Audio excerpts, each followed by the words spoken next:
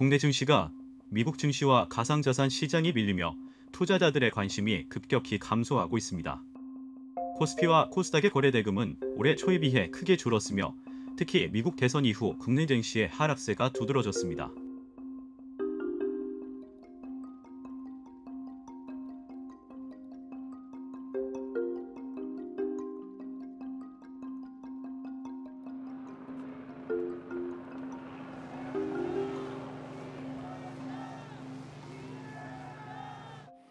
오늘부터 저는 대한민국 제21대 대통령으로서 진정한 민주공화국.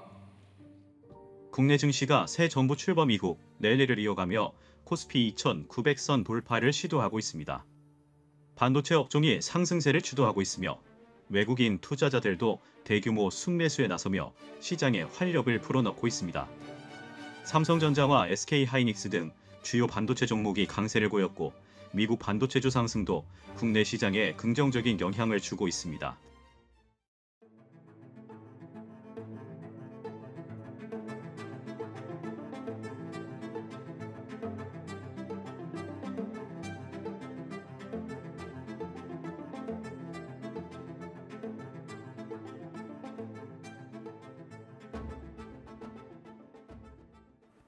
한국에서 사실 투자를 한다 했을 때 가장 안정적인 시장을 떠올리면 금융시장이 아니라 대체 투자 상품인 부동산 시장을 많이 떠올리고, 그런 안정적인 소득을 올릴 수 있는 부동산 투자를 할 수 없는 저희 나이대 또래들은 비교적 쉽게 접근 가능한 미국 시장이나 코인 시장에 들어가서 조금 더 안정적이거나 오히려 조금 더 많은 리스크를 지더라도 더 높은 수익률을 원해서 미국 시장이나 코인 시장으로 자연스럽게 흘러나가게 되는 것 같습니다. 도박장 같다는 말을 가장 많이 합니다. 왜냐하면은 너무나 당연하다고 생각을 하는 게 국내 증시에 단기적으로 오른 주식들을 다 보게 되면은 단기적인 이슈로 올랐고 그 기업의 본질적인 가치와 멀게 올랐기 때문에 사실은 홀짝을 맞추는 거랑 크게 다르지 않다 생각을 합니다.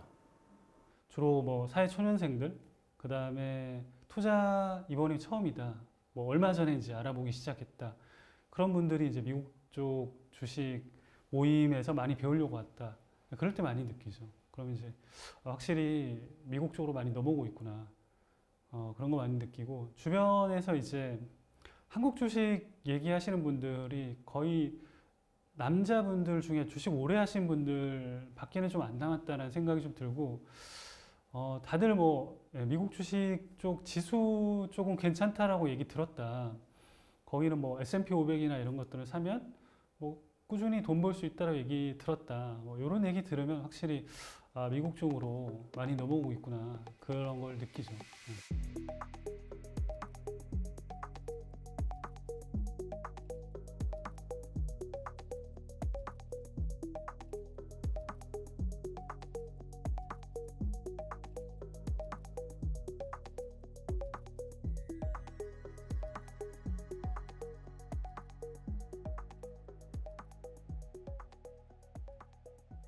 그래서 저희가 코스피 지수를 한번 보면 코스피 지수는 지금 5년 동안 보시다시피 32% 상승했습니다. 2021년도부터 2022년도까지는 갑자기 급격하게 상승을 했다가 내려오고 난 다음에는 계속 횡보하는 그런 모습을 보이고 있고요. 미국의 S&P 500 지수 같은 경우에는 그 5년간 101%가 상승했습니다. 그 근본적인 이유는 저는 바로 한국 증시의 신뢰성이 하락했기 때문이라고 생각합니다.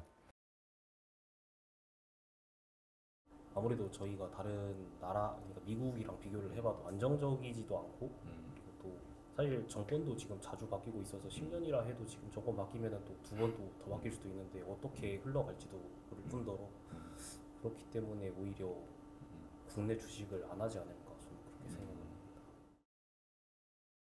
미국 같은 경우는 분기 실적 발표 때 CEO가 나와서 그러니까 다음 실적에 대한 전망치를 얘기를 해줘요. 그래서 다음 실적은 어떻게 될 것 같고 연간 실적은 이 정도 된다. 그래서 분기 실적 발표를 할 때 해당 분기, 이미 지나간 분기에 대한 실적 발표도 중요하긴 한데 주식은 앞이 더 중요하잖아요. 그래서 앞에 우리가 전망하는 그 매출이나 뭐 수익이나 이게 더 중요하거든요, 주가에는. 근데 미국은 그런 가이던스라는 걸 주는데 한국은 그렇게 주는 데가 없어요. 미국 같은 경우는 CEO가 직접 나와서, 그러니까 CEO가 또 일반 대중들, 일반 주주들하고 소통을 많이 해요.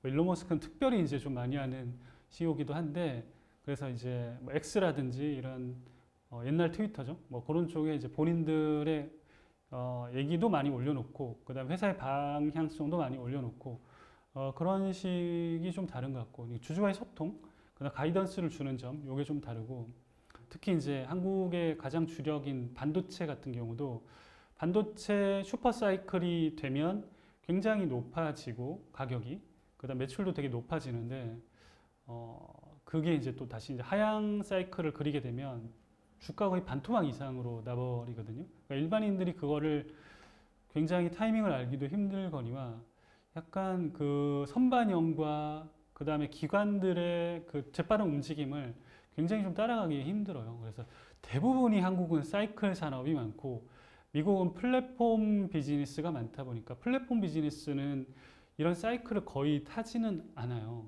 그러다 보니까 이쪽은 좀 주가가 좀 우상향 그래프를 그린 게 많고 이쪽은 사이클을 그리면서 상향과 하향 곡선을 그리는 경우가 많으니까 트레이딩에 능하지 않은 일반인들이 접근하기는 굉장히 좀 어려운 구조가 많죠. 대신에 한국 기업의 가장 좋은 점은 양도세를 내지 않아도 된다. 그게 이제 가장 큰 장점이고요. 네, 비유 드리자면 그 미국 시장과 비트코인은 소문난 맛집, 그리고 우리나라 국장은 그저 그런 음식점입니다.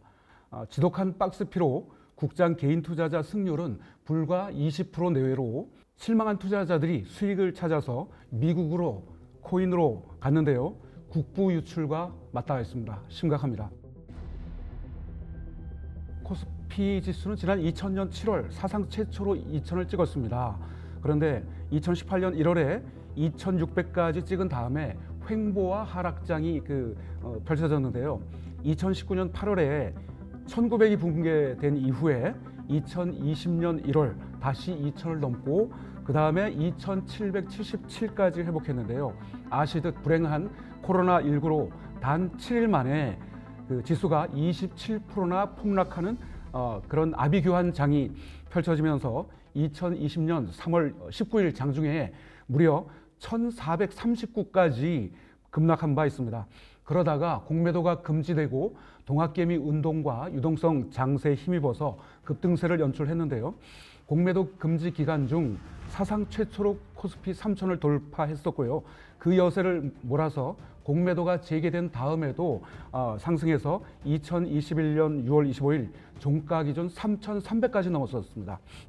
1,400만 명 중에서 최소한 과반수가 이익을 본다? 그러면 국장 탈출 안 하죠. 그런데 문제는 지금 심하게 말하면 10중 8구가 손해를 본다고 보고 아까 제가 말씀드렸을 때는 한 20%만 이제 이익을 본다고 했는데 그 정도면 심각한 거죠. 그러니까 주식을 도박으로 보고 투기로 보는 그런 개념이 바로 주식 투자하면 손해를 본다, 망가진다. 이익을 보는 투자자가 극소수이기 때문에 투기장으로 보고 도박장으로 보고 금융당국이 한국 증시의 만성적인 저평가 문제를 해결하기 위해 밸류업 프로그램을 발표했습니다.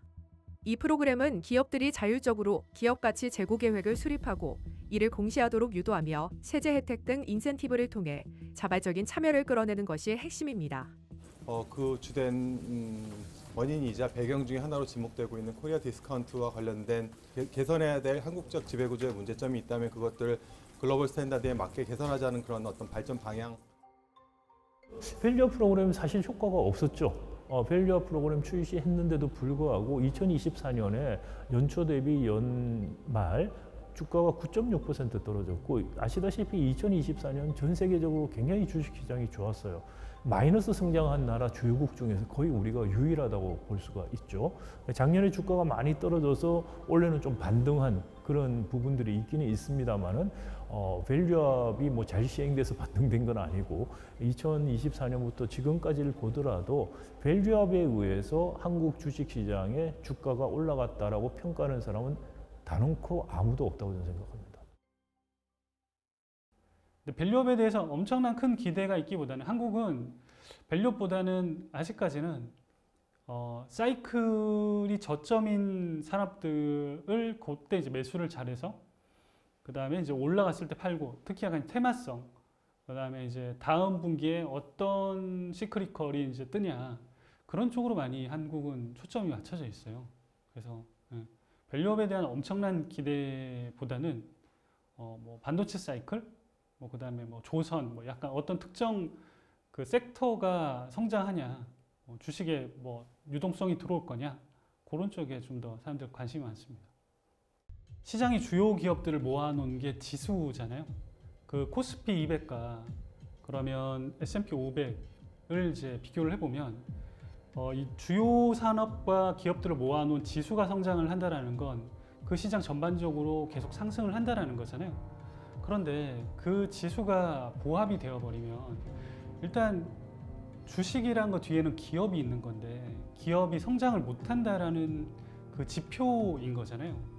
그러다 보니까 그러면 이 정체되어 있는 시장이 계속 머물러야 되냐? 그럼 난이도가 굉장히 어려운 시장이고 수익을 내기 굉장히 어려운 시장인데 그 시장에서 계속 머물러서 나는 어려운 시장에서 힘들겠지만 꾸역꾸역 나는 수익을 낼 수 있어 라고 생각하는 사람이 있고, 어떤 사람은 야, 여기가 난이도가 훨씬 낮고 여기가 계속 성장을 하는 시장인데 이쪽으로 넘어가서 이쪽에서 놀면 되지, 왜 꼭 우리 한국 사람이라는 이유만으로 우리 한국 기업에 한국 주식에 투자를 해야 되냐, 이렇게 생각하는 사람들이 많이 넘어왔고요. 그래서 아직까지 넘어오지 못한 분들은 세금이 있다라는 거에 대한 거부감, 혹은 미국 기업은 조금 내가 눈에 보이지 않으니까 그거에 대한 아직까지 거리감을 느끼시는 분들은 아직까지 넘어오지는 않는데, 점점 그런 그 시장이 성장을 하냐 안 하냐에 대한 생각을 하게 되시는 분들이라면 순서대로 계속 넘어오시는 것 같습니다. 코리아 디스카운트의 수많은 요인이 있는데 우리나라 같은 경우에는 상장사의 그 지배구조가 해외와 좀 다릅니다. 미국과 일본과 달리 우리나라에는 오너가 직접 경영을 직접 관리하고 책임을 지는 경우가 한 90% 이상이 되는데요. 이 오너가 경영을 관리한다 함은 자기의 생각에 맞게 경영을 하지 주주의 입장을 대변해서 경영하지 않는다는 의미랑 비슷합니다. 그렇기 때문에 우리나라 상장사의 주주에 대한 환원율은 거의 글로벌리 하위권에 머물고 있는데요. 예를 들면 배당이라든지 아니면은 자사주 매입 같은 행위를 굳이 오너 입장에서는 내 회사인데 내가 뭐 라는 의미로 할 경우가 많거든요. 그렇기 때문에 밸류업을 하기 위해서는 시장에서 기업이 기업 가치를 정당하게 인정을 받아야 되는데 그 기업 가치에 그 오너가 주주들한테 하는 행동까지 포함이 되어 있거든요. 근데 기본적으로 우리나라 상장사들의 그 오너들은 주주에 대해서는 크게 신경을 안 쓰는 경우가 많기 때문에 밸류업에 한계가 있다고 볼 수 있습니다. 그리고 지금 우리나라에서 진행하고 있는 밸류업 같은 경우에는 어떤 페널티를 준다기보다는 자율적으로 니네들이 하면 내가 인센티브를 줄게, 이런 형식이거든요. 그래서 아까 말씀드렸듯이 오너 입장에서는 그 정도의 인센티브는 안 받아도 그만이야 라고 생각할 수 있고요. 그렇기 때문에 밸류업의 한계는 명확하다고 볼 수 있습니다.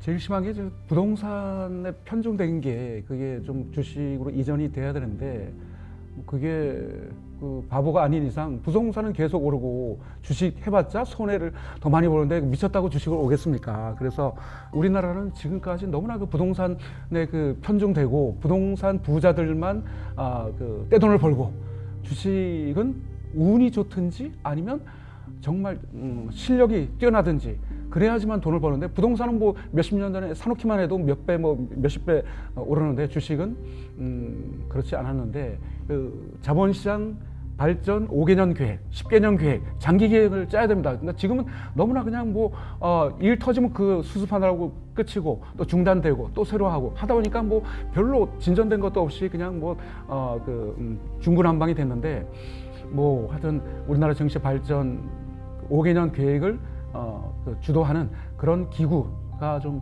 생겨야지만 우리나라가 주식시장이 좀 그 장기 우상향하지, 뭐 지금대로라면 뭐 다음 정부 들어와도 이대로 이 시스템에서는 다음 정부 들어와도 별로 기대하기가 어렵지 않을까 그런 걱정이 좀 듭니다.